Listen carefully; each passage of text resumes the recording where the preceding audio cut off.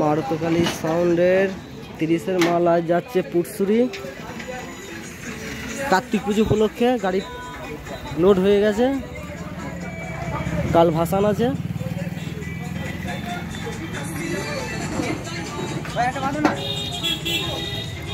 শুধু চমকোটা তুললেই হবে, গাড়ি প্রায় লোড শেষের দিকে। আচ্ছা, শ্রীকান্ত দা আছে আমাদের অপারেটর, আর একটা অপারেটর দেখো আমাদের বাচ্চা অপারেটর। এই মুখটা দেখা রে, এই বাচ্চা দেখলে হবে না, বাচ্চার কাজ আছে।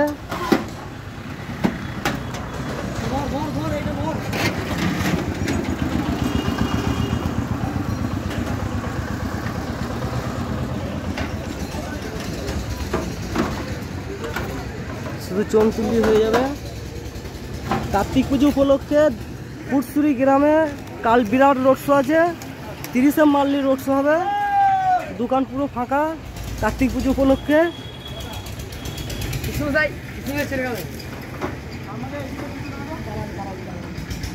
আর কাছে পিঠে কোনো বন্ধু যদি দেখার ইচ্ছা থাকে চলে আসবে পুরসুরি জঙ্গুলে পাড়ে।